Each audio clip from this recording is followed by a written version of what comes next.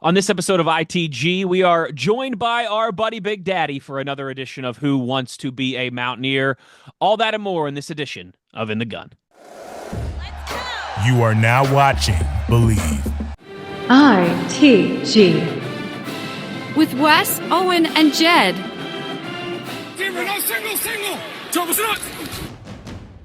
I've got the best teammates in the business. No way! They both played the game. They both know the game. Owen is the runaway beer truck known for having some fun. Owen Schmidt, you have the podcast In the Gun.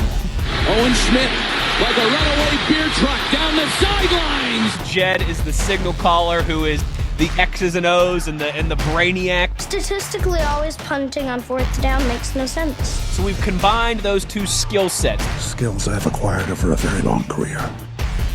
You are In the Gun.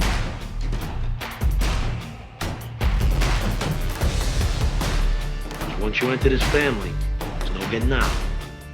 In the Gun, episode 252 of your new favorite WVU football podcast. I am Wes Euler, back from vacation, looking and smelling like a vacation, whatever that means. And as always, I've got the best teammates in the business and a very special guest who is near and dear to all of our hearts. We have got the signal caller, of course, Jed Drenning. He's been doing great work on the history of Rich Rodriguez's spread offense. Make sure you're checking out all of those episodes on ITG, wherever you're getting your podcasts, on YouTube, Apple, Spotify, all that good stuff, of course.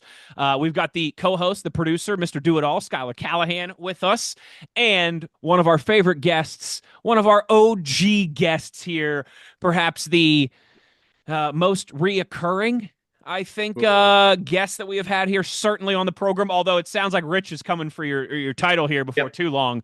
Yeah. Ladies and gentlemen, handsome, tubby, man of gold, Sean Big Daddy Merinar. What's up, cousin? Hi, Angels. How are you? Not to just completely suck up, but I will completely agree, Wes. The history of the stuff, Jed, I clicked on those immediately. I love learning that stuff. I especially really liked learning about pocket presence and the protections, and I really love learning about you getting sacked 32 consecutive times in just 2 games. That was 32 times in 2 games. I'm that glad was you a great listened. stat. Okay, I'm glad you Jed listened. didn't include. He didn't that. include. He didn't include the line though that he normally says when he tells that about how after one game, Rich couldn't even look my mom in the eyes. Mm-hmm. That's right. Yeah. As the former starting right tackle of the Sherrard Junior High Rams, I personally took offense to allowing the quarterback getting hit that many times. I can't entirely blame the O-line. I'm telling you, it was, well, listen to the show and you know what we're talking about. We didn't have answers for it when we got outnumbered and early on. I mean, we made some adjustments over time, but that's the fun of it. I'm kind of talking. We have 3 of these posted so far. My plan is to bring the 4th one up later this week for the holiday weekend. Nice. And then probably wrap it up with a 5th one where we get into some numbers. But it's fun to talk about the evolution of, it's been 30 plus years of changes. Yeah. So Rich has had 30 plus years to adjust and tinker, and he has. And even as recently as the last year or two at Jack State, really some fresh, cool stuff that he's done to innovate, to stay ahead of the curve. And because defenses change, you got to change with them. And that's exactly what he's done. So that's been what's fun to do, is how this thing has evolved from the early 90s as a pass-happy system. We were throwing it 50, 60 times a game to what it is now. Really interesting and fun. It was cool to be part of it, but being back at ground zero, I enjoy sharing those stories with some people. Yeah. I'm excited to get back into it too. I don't want to derail us too much, but I can remember '06 at Pitt, the Steve Slayton Pat White game, right? Wheel route. We had known the offense so well. You know, Wes, sorry. You know that stadium. U92 was not allowed to broadcast football games. They were never allowed to.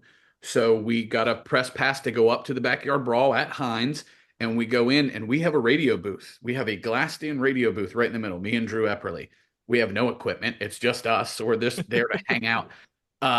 Gale and Wells and Mike Parsons at the time would just come in and check on us.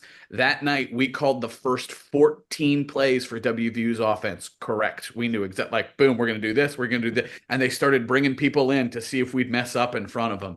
So I'm excited to get back to that, where I know the offense as well as I did, hopefully. It's funny because you'll hear Rich talk, and he's talked about, like, last year they blew the doors off. I think it was Middle Tennessee State. And he said after the game, their coach said, well, heck, Jack State ran the same play 25 straight times. And Rich said, that's because we didn't have 35.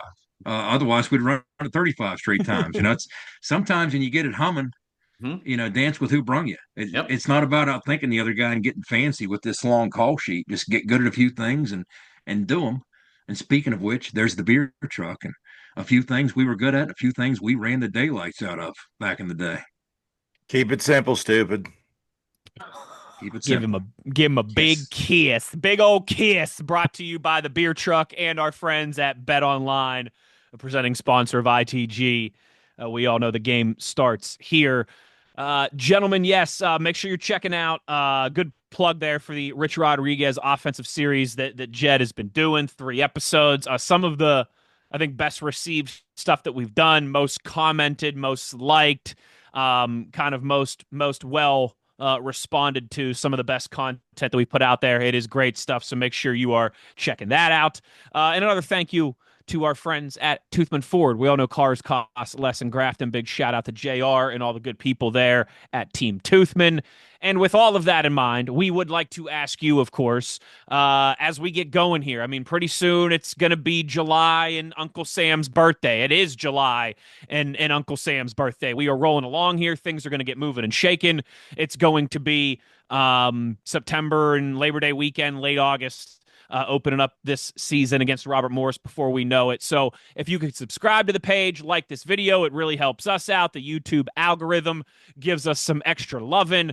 And of course, you'll be in lockstep with everything that we're doing here, which is multiple episodes a week. If you have just jumped on in the last couple weeks or last couple months, welcome to the party, pal, as they would say in Die Hard. And during the regular season, we have multiple episodes a week. We have a recap episode of what happened in the previous game. We have a preview episode looking ahead. Jed and Skylar talk to Phil Steele every single week, the czar of college football here. It is a lot of different fun stuff that we do throughout the season. So if you could hit that subscribe button, that like button, it would be a very kind thing for you to do, near and dear to our hearts, and help us out a little bit. Don't cost you nothing. Animal House. All right, how many different references here can I make in a single open? Let's get to break, because when we return on the other side, I'll hand over the hosting reins to Jed, and it'll be another edition of Who Wants to Be a Mountaineer? You are in the gun. For nearly 20 years, Fortis has been the nation's leader in providing guaranteed roof performance programs for commercial buildings. Fortis offers roof performance solutions that feature extensive initial and ongoing reconditioning for commercial buildings as an alternative to traditional replacement, with long-term performance guarantees that are backed by global leader Lloyd's of London. Fortis offers a comprehensive range of roof performance management programs that provide financial security, extend the life of our customers' roofs, and make a significant impact on ROI. Fortis is currently improving performance and increasing ROI for customers at more than 4,800 locations, with more than 140 million square feet protected, including many Fortune 500 companies that have turned to Fortis to save money, gain financial certainty, and extend the life of their existing roofs. Fortis has helped customers save more than $520 million in capital roof replacement costs for an average ROI of over 250%. To learn more, visit fortis.us.com. Fortis, roof performance and financial certainty guaranteed. Nobody supports the blue and gold Mountaineers like Toothman Ford. With over 20 NIL deals and counting, Toothman Ford continues to rally behind our student athletes. And it's time we rally and support the dealer that supports the Mountaineers. Not only does Toothman Ford offer the best prices in the state on pre-owned, their never over MSRP campaign on new Fords guaranteed to save you thousands. Drive with pride all season long, knowing you're supporting the dealer that fuels our Mountaineers. Toothman Ford, where cars cost less, in Grafton and at toothmanford.com. All right, boys, let's go. One side of the stadium filled with 60,000 plus is yelling, "Let's go," and the other side is yelling, "Mountaineer." We want to tell you the stuff we're not good at, our weaknesses, so we're clear up front. Owen's cracking up. You just lost to your own game. You're outgunned and outmanned. Who wants to be a Mountaineer? That's a great question. Keep your tears in your eyes where they belong. Stupid! Stupid! Back in the gun here, as it is time to put our knowledge to the test. It is another edition of Who Wants to Be a Mountaineer. For those who might not be familiar, it's very simple. It is the hottest game show across Mountaineer Nation. It's just a simple trivia show. There's some rhyme and reason and some nut check questions and some bonus rounds and stuff like that, as you'll get in game shows. But it's a trivia show, quite plain and simple. You'll figure it out as we go along if this is your first time. But of course, this is the part where I hand things over to our very own Alex Trebek. Because, ladies and gentlemen, the host of Who Wants to Be a Mountaineer, Jed, the signal caller, Drenning. Thank you, Vanna White. Now, we're to the point with our inventory now that you guys might, I'm not sure, I'll be honest with you. I was texting some listeners and saying, hey, have you heard this question before? We're to that point. Okay. So if you get one you already heard, more power to you. It's an easy answer if you're paying attention, right? Yeah, but no snitching, all right? Just keep your mouth shut. Keep your mouth shut. I'm not sure. Let me know. There might be one in here we've already used. We've done so many of those, but there's one maybe. So we'll figure it out. But as you said, Wes, a nut check will come up at some point in one of the later questions. 2 halves, 4 questions in each half. Point value doubles in the second half. As the questions climb from 1 to 4, they also increase in difficulty. Are you gentlemen ready? We're about to make history with 4 contestants for the first time ever in the history of Who Wants to Be a Mountaineer. Let's do it. 4. Double hard. I almost think like only the top 2 scorers should be allowed in the final Mountaineer. Oh, wow. Hey, that'd be cool. That point. That's not a bad idea. Okay. Yeah. Everybody else gets knocked into the loser's bracket. Okay, here we go. Stick to the waiting room. For me to say. Yeah, okay. I thought I was done with this after grade school. Okay. Question number 1 for 1 point. 2 answers are on the board. Again, 1 point question should be easy. They increase in difficulty as we go. After wearing number 10 in 2010, what jersey number did wide receiver Stedman Bailey switch to for the remainder of his record-setting career? Was it A, number 3, or B, number 62? It was Ryan Stanchek. Nailed it. Next question. Okay.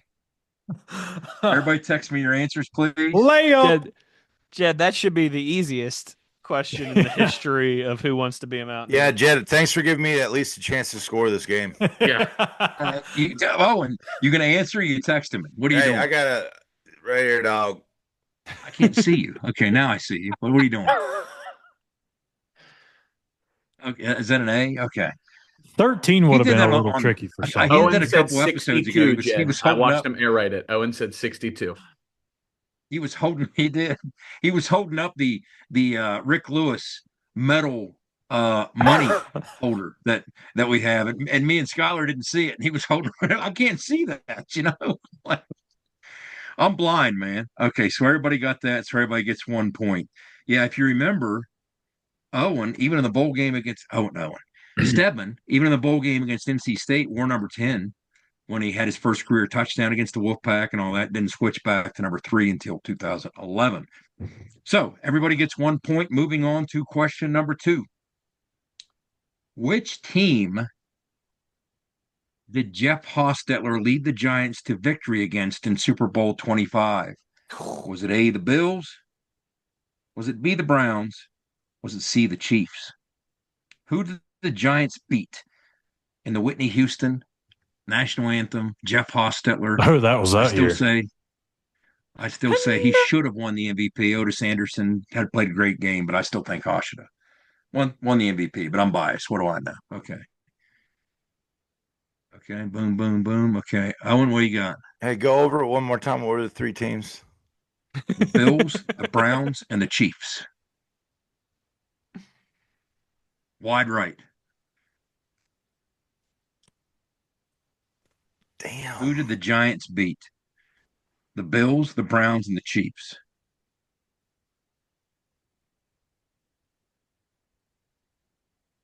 Man, geez. I'm going to go with the damn NFL to know the NFL. You know man, I'm going to go with C. It's probably not right. It's probably. You want the Chiefs? Yeah.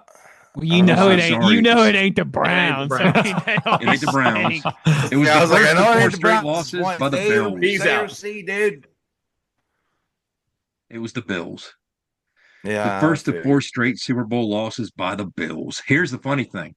If you remember, earlier that season, Phil Simms got hurt. They inserted Haas. They didn't lose again. The game Phil Simms got hurt in was at the Meadowlands against the Bills, a 17-13 Giants loss.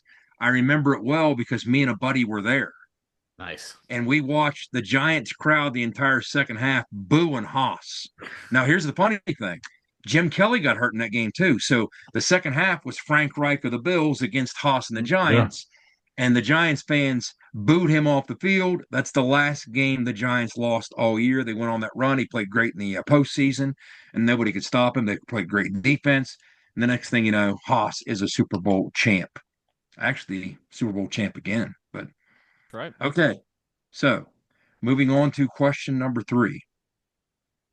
You'll know if you've heard this before. How in the world? I don't remember if I asked this. I just don't. It's true or false. So Wes loves it. Ugh. Okay. It's a 3-point question. True or false? Have I asked you a question about a phone call being made by the governor? Wait, is this the true or false question? Or are you asking us? I know how you lead these things, Jed. I'm at seriously. Have I used this question before? Do you remember a phone call from the governor? False. Well, here's the question. The first telephone call in the history of West Virginia took place on November 14th, 1925, when Governor Howard Mason Gore, in front of a gaggle of newspaper reporters in Charleston, picked up a single handset Western Electric model and dialed Morgantown to congratulate head football coach Ira Eric Rogers, Rat, on WVU's first ever victory over Penn State, which came that day in 1925, a 14-0 triumph at Old Mountaineer Field on that historic afternoon. Gentlemen, is that true or false? Was that, in fact, the first phone call in the history of the state of West Virginia, celebrating that momentous win over Penn State?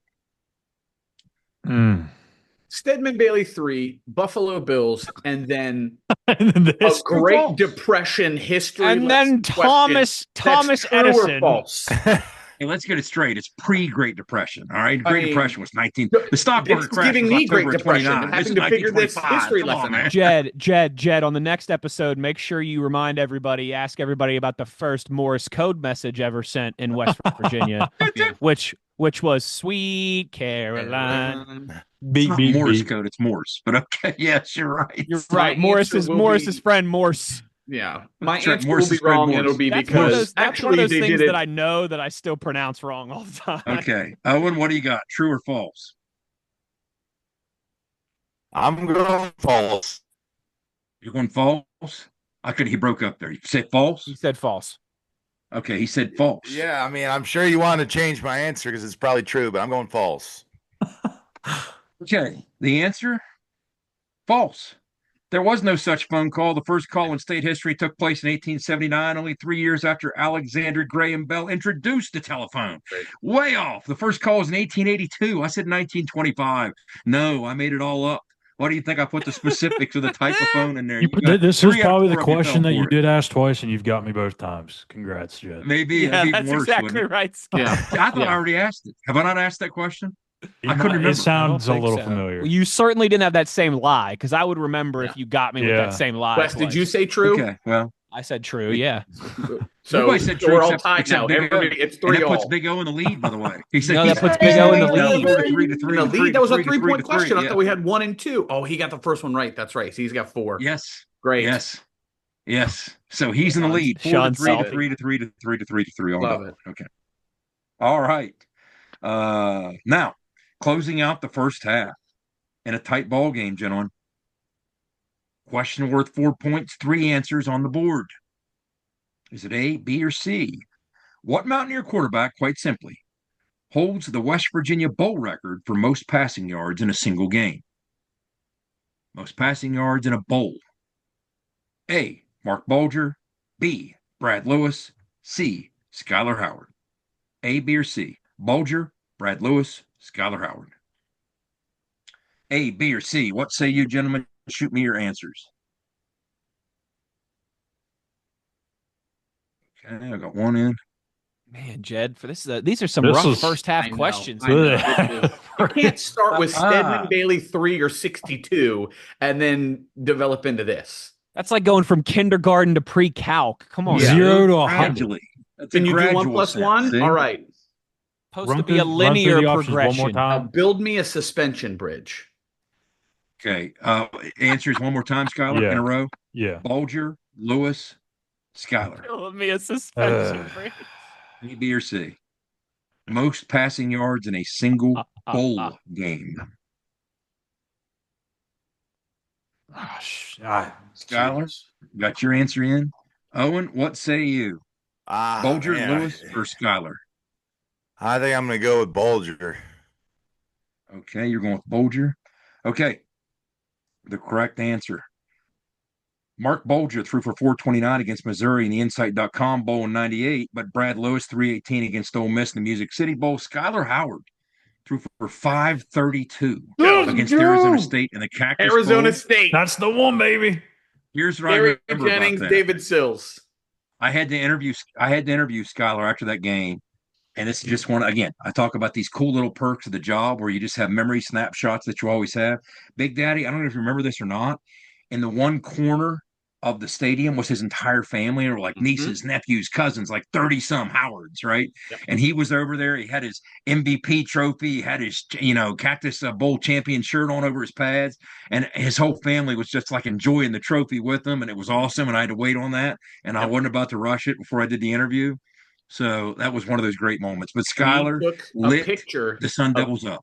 David Sills went back out and took a picture next to the divot when he caught it and did the turnaround. Like, we took the picture of him with the divot when he scored that game winner. That's right. Yes. How about that? That game felt like it ended at 4 a.m. Oh, it did. It did. Can confirm. And you know what's funny about it? We had to do a post-game show, and we were taking calls. And I'll never forget, we were getting old ladies calling us on the post-game show, all excited about the game at 3 o'clock in the morning back home or something. Leave it to Mountaineer fans, right? It was awesome. But I was worried about Bulger being the guy there, but for some reason I thought Skylar was either. I knew he didn't light it up against A&M. I knew it was either Arizona State or bust. I put all my eggs in that basket. I mean, Arizona State, it was deep ball, deep ball, deep ball. I mean, it was a shootout, 43-42. Bonus question: who is the Arizona State quarterback? Anybody know? Jaden Daniels. For 20 yards. No. Let me think about that. Jaden Daniels. Very good question, Scott. He would have really been in college for a long time. 100%. Who was the Arizona State quarterback? I remember Gibby blitzed him on the last down of the game and rattled him. Yeah. Mike Bercovici. That's right. That's right. We had to learn how to say his name leading up to the bowl game. That's right. Yeah. That's perfect. But that was a great bowl trip. Me and the family got to go one day. We stayed in Phoenix, obviously. We got to go one day to Northwest Arizona to the Grand Canyon.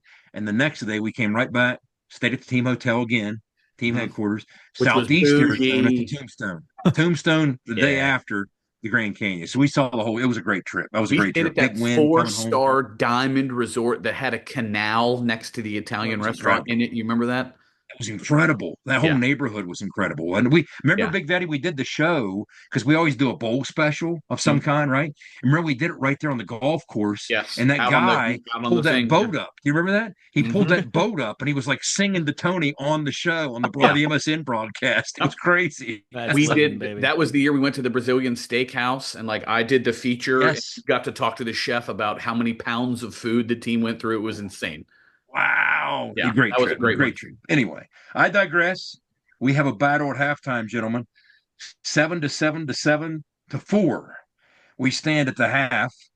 We take a break and come back. What do we do here, Mr. Well, why don't we you want to keep let's keep rolling. Let's keep rolling here. But I will final. We'll break for final, but I will just give another thank you to Rick Lewis and the good people at Fortis for being part of everything we do here on ITG for roof performance and financial certainty guaranteed. You got to visit fortis.us.com. I remember I was downstairs to close out, Big Daddy, the day we went to the Grand Canyon. I went downstairs to rent a car at like 7 a.m, and I bumped into Dana.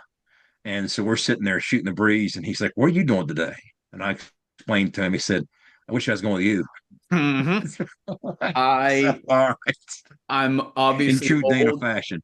That was what, 10 years ago, probably 15. 15, yeah. So it would never happen now. But I spent a day doing Top Gun volleyball with Darren Arndt, Tyler Orlowski, Stone Underwood. Like, we took over the pool and we're just volleyballing in the pool. And I was worthless, but I remember being like, yeah, I'm probably too old for this right now, let alone at this time. That was a great trip. That was a great bowl trip. It's always great when you win, right, Owen? Yeah. That was a great trip. But when you win, these are the things you remember. When you lose, you just wash the tub and move on. But okay, we're going to jump to the second half in our 7 to 7 to 7 to 7 to 7 to 7 to 7-4 game. 4-way battle. Point values double in the second half. Remember, we have 4 second half questions escalating in difficulty, 1 through 4. And then we get into our speed round, 3 quick questions, and then we close out with our final question. Gentlemen, ready for the second half? Okay, 2 points, 3 answers on the board.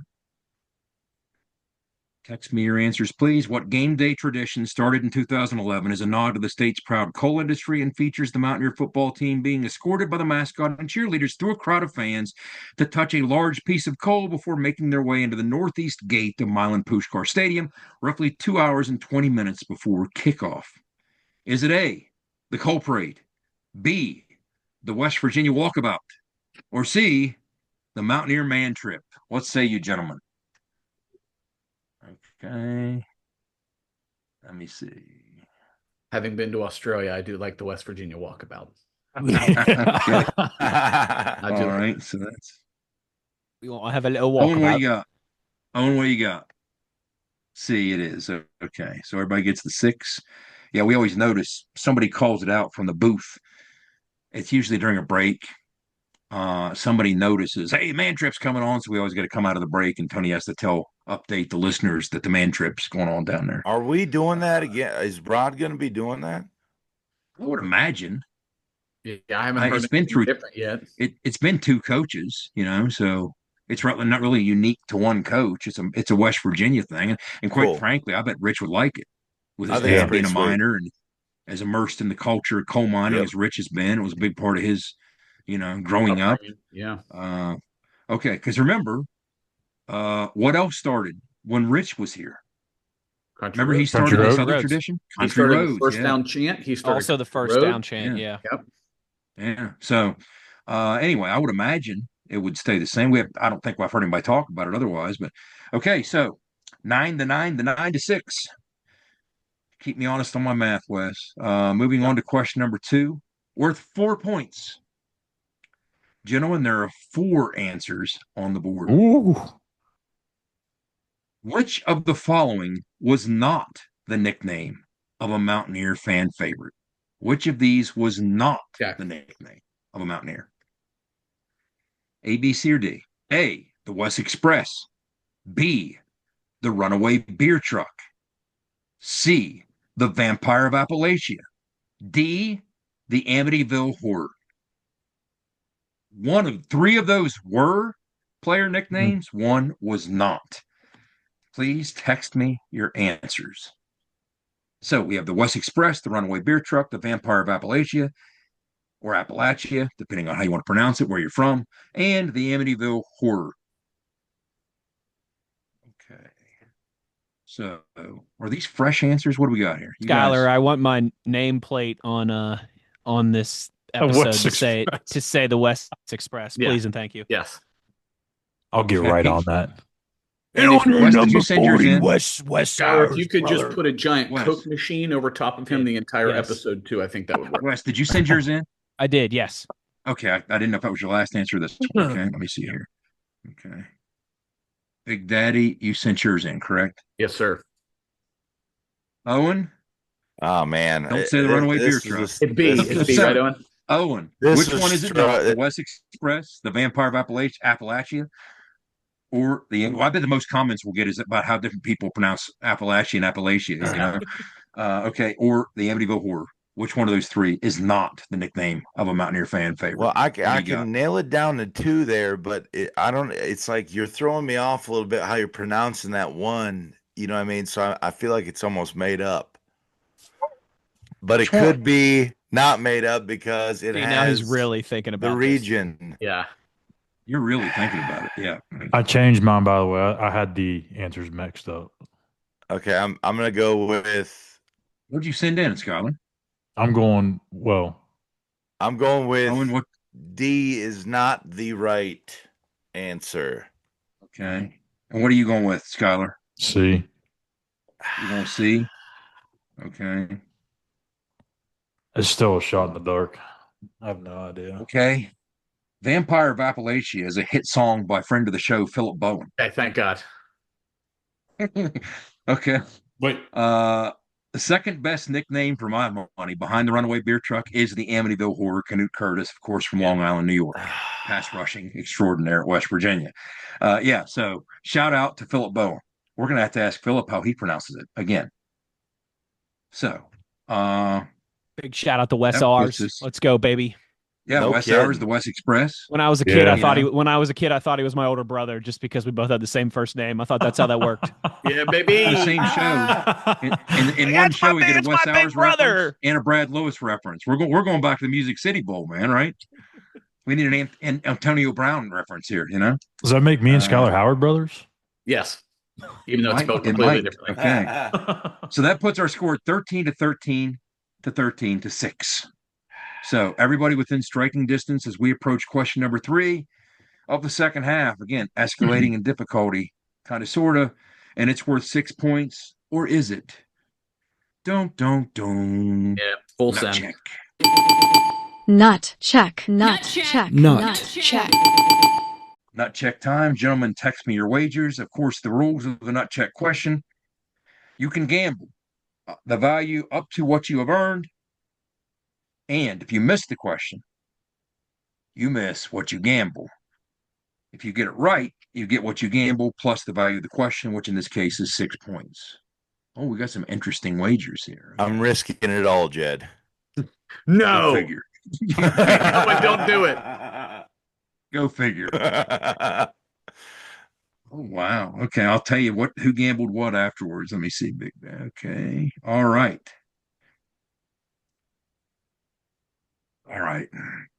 And Tony's so happy he's not on here right now. I was going to say, and I don't like when Jed smiles like that. You're so excited about this question. That means we are doing like nuclear. I'll tell you what, Big Daddy, you'll be smiling here in a minute. I promise you. Okay. Because this is like the episode of Cheers when they asked a bunch of beer and postal questions for Cliff. Yeah. You ready? Which one of the following? There's 3 answers on the board, A, B, or C. Which one of the following is not a character from the Star Wars movie saga, but rather was the head coach of the first team Don Nehlen's Mountaineers ever scored 50 points against? Oh my god! One of these 3 was not in Star Wars. They were the head coach of a team that Coach Nehlen dropped 50 on. Lord. Who was the coach? Was it A, Zam Wessel? Was it B, Sarkis Arslanian? Or was it C, Lando Calrissian? Which of the 3 was the coach? Because the other 2 are Star Wars characters. Was it A, Zam Wessel, B, Sarkis Arslanian, or C, Lando Calrissian? Who was the coach that Coach Nehlen dropped his first 50 spot on? Okay. This is an overthinker, but I'm here. A long time ago at a football field far, far away. Let me think here. Okay, let me think here. Okay, 1 second. 1 second. Okay. I have no 1 second. Okay, Wes, I'm looking here. I'm looking what we're doing here, okay? Okay. Skylar, and then we'll get to Owen. Okay, Skylar. Skylar, you got in, okay. All right, Owen. Which was the coach? Was it Zam Wessel, Sarkis Arslanian? A was the coach? Yes. Okay, you said Zam Wessel was the coach. Big Daddy, who was Zam Wessel? I don't know specifically, but I do know it was a Star Wars character. I can't remember the bounty hunter on Coruscant. That's sent to kill Pat. Okay, we're geeks. We get it. Okay, chance. That's right. Okay, so all right. Lucky Hatch strikes again. So the coach, gentlemen, West Virginia defeated Coach Sarkis Arslanian's Colorado State Rams 52-24 in 1980 in Fort Collins on the road. Arslanian actually has the fourth most wins in Colorado State history. Tell me, Sarkis Arslanian does not sound like a Star Wars character. That's exactly why I picked it, Jed, because I knew what you were doing. It sounds like a Star Wars character. That's yes, Jabba which the is Hutt, exactly why I asked that question. In Owen's defense, it sounds like a Star Wars character. Yes, it does. I heard Sark and just Arslanian. thought sounds like a football name. Yeah. Well, George Lucas is going to steal that if he hears this show, or Disney, whoever. Okay, so that puts our score 32-27, 32 West, 32 Big Daddy, right? 27 Skyler. Oh, Skyler, you didn't do it all.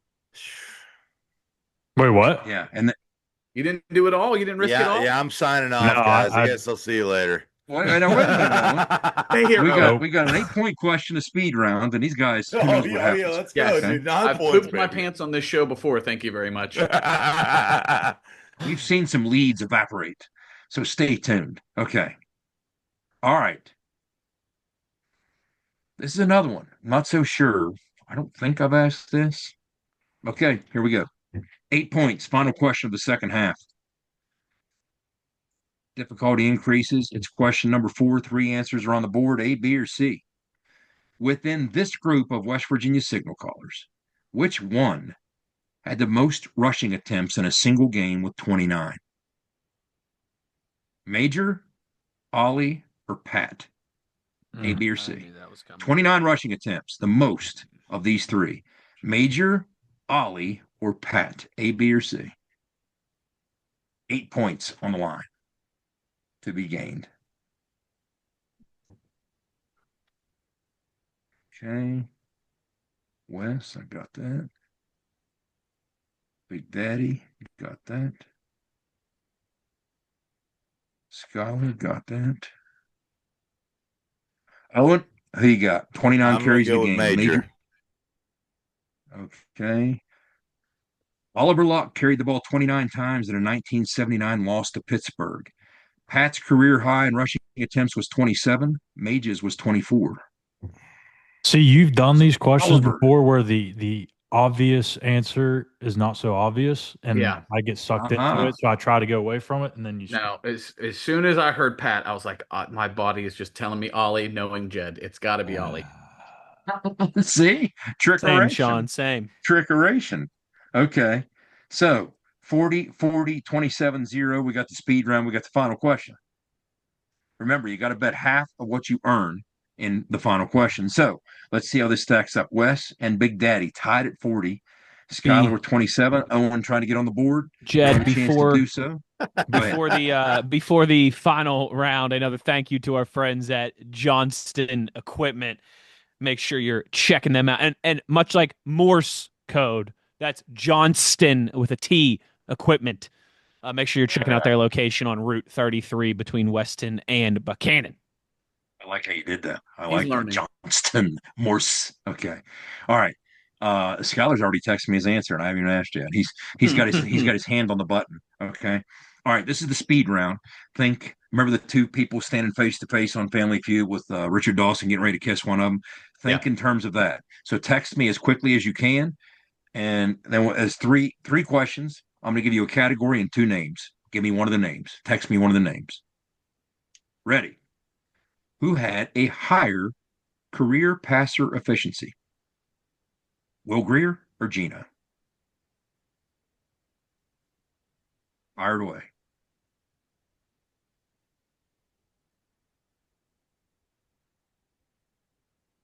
Okay. What do you say, Owen? Will. Okay. Question number 2. Most career wins at West Virginia are Pappy Lewis or Rich? Text me quickly, gentlemen.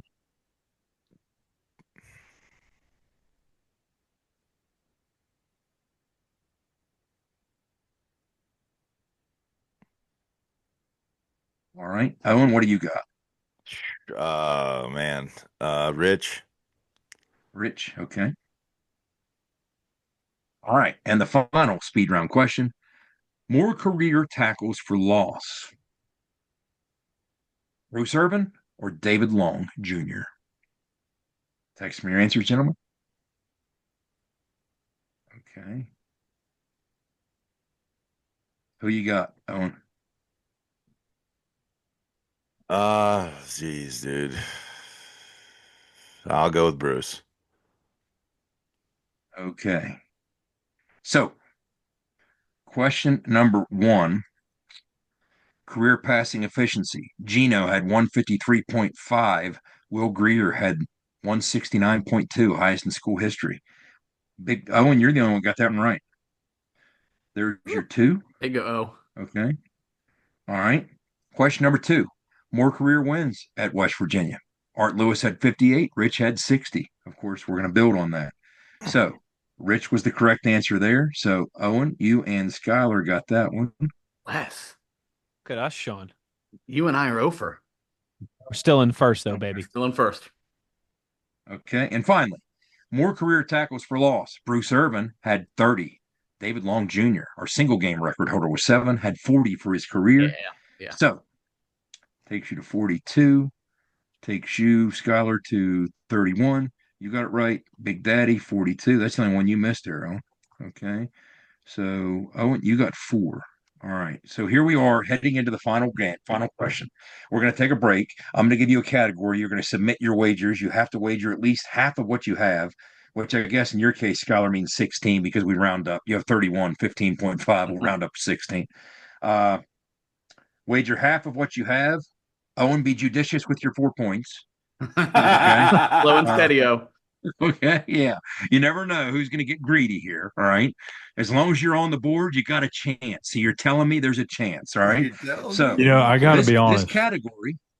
It's a little mind-boggling to think. I mean, Will was a great quarterback, but to think that Geno had more touchdowns than incompletions through like the first month of the season in 2012 and didn't have the higher passer efficiency. That's crazy. 170. That's wild. And you know what? Will's by a high margin. Yeah. 16 points. It's a high margin. Yeah. So we're going to give you the category here, and then we'll go to break, Wes. The category is Rod's Big Wins. Okay. Wes? Ladies and gentlemen, make sure you don't go anywhere. On the other side, it's the exciting conclusion of Who Wants to Be a Mountaineer. You are in the gun.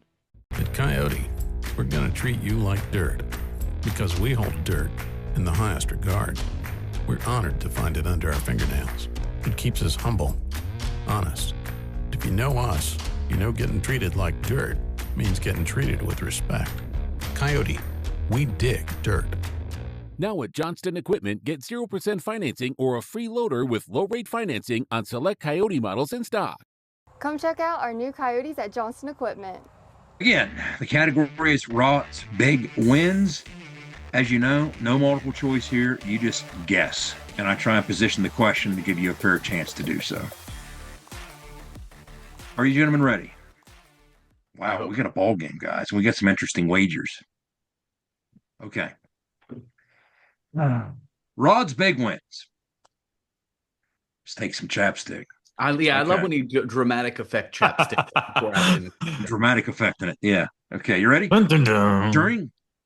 During his time as an FBS head coach, so his Glenville State doesn't count here. During his time as an FBS head coach, Rich Rodriguez coached teams have recorded 7 wins over teams ranked in the AP top 10. 7. He has 7 of them as an FBS head coach over top 10 teams. Here's your question, gentlemen.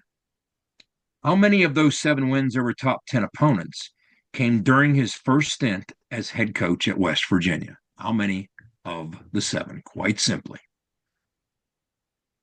So, it's somewhere between 0 and 7. Text me your answer, please. Do. You said top 10, right? Top 10. AP top 10. Okay. Okay. Okay. This is nerve-wracking. That's right. So, Wes, your answer's in. Big Daddy, your answer's in. Skylar, I now have your answer in. The question one more time, please, Jed. Okay. Rich has 7 top 10 wins in his head coaching career. How many of those 7, and you spent 3 years of his 7 here with him, how many of his 7 wins over top 10 teams came at West Virginia?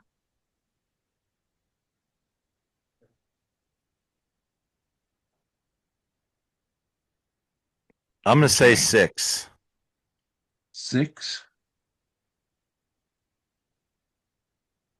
Okay.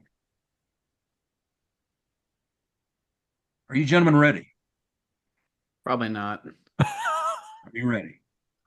Well, this is going to be interesting.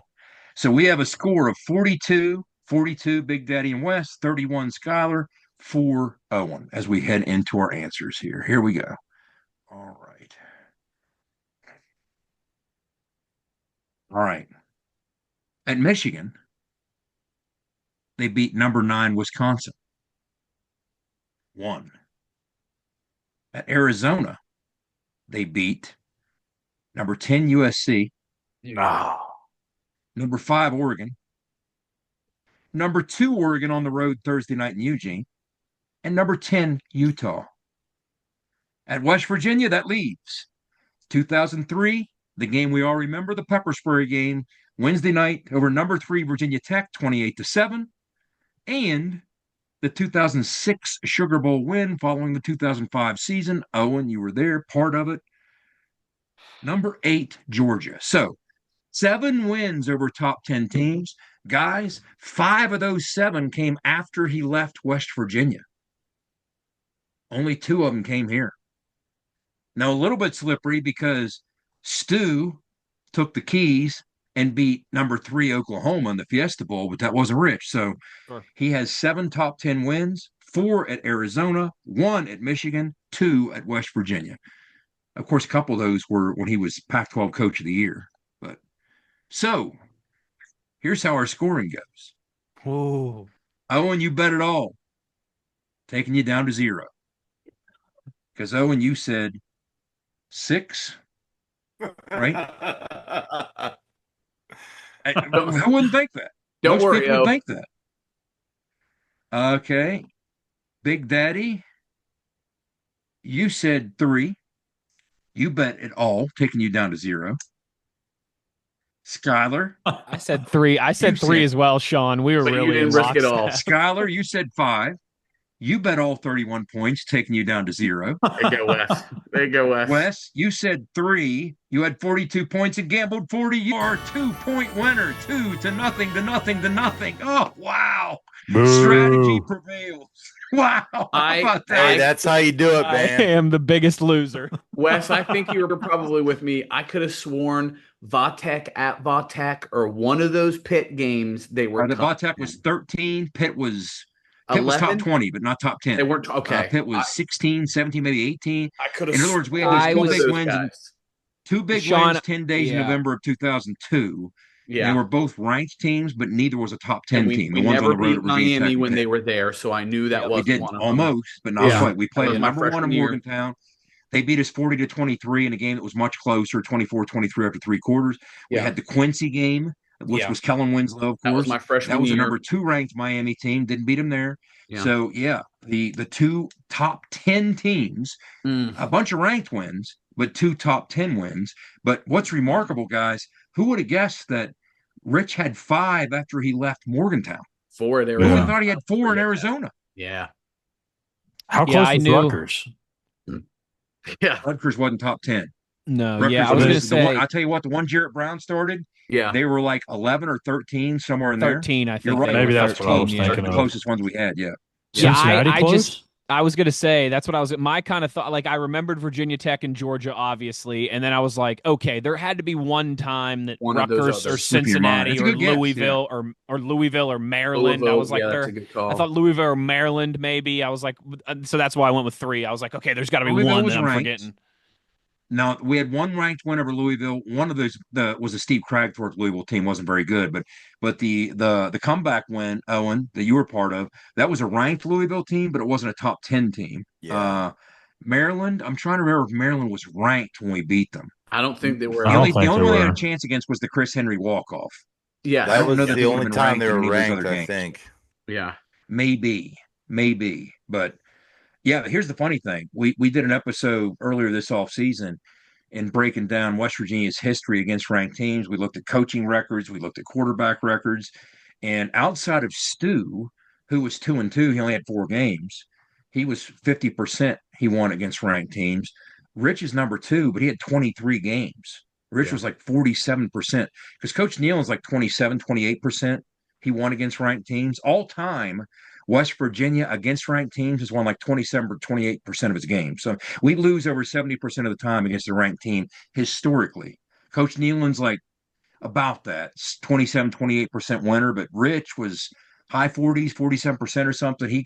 He was kind of breaking that curve outside of Stu, who had the 4 games, right? Stu had 4 games, 3 of them against top 10 teams.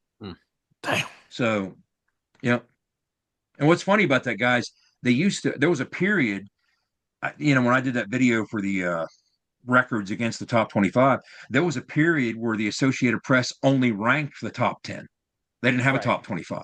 Right. Like there was a period of a handful of years in the 60s where they just did the top 10. Like you look back at some of these Mountaineer coaches like Jim Carlin, you're like, wow, he played only that many games against ranked teams and they were all the top 10. Yes, because they didn't rank outside the top 10. That's why that happened. But yeah, if you haven't watched it, go watch that video. It's kind of some interesting numbers on West Virginia versus the top 25 that some of them might surprise you. Some are kind of fun.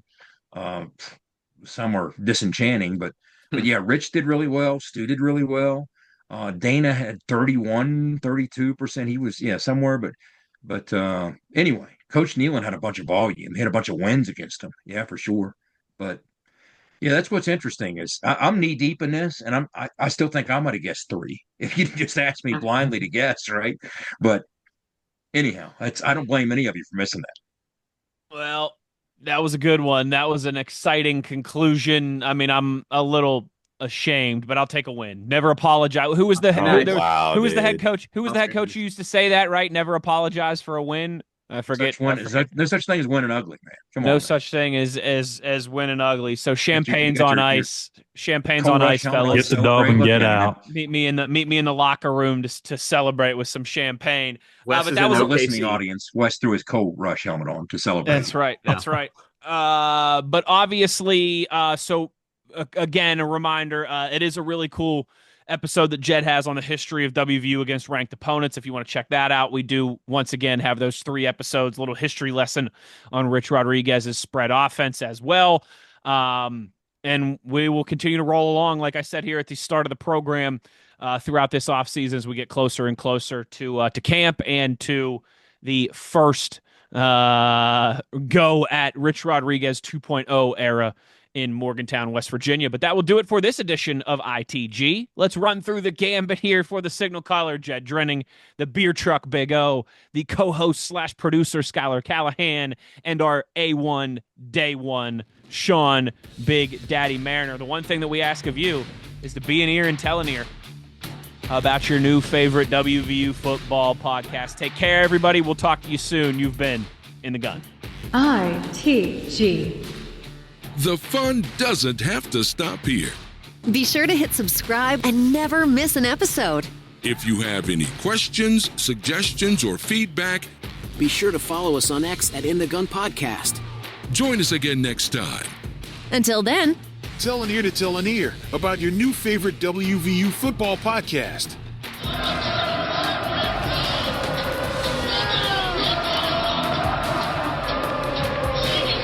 This mission is over. It's over.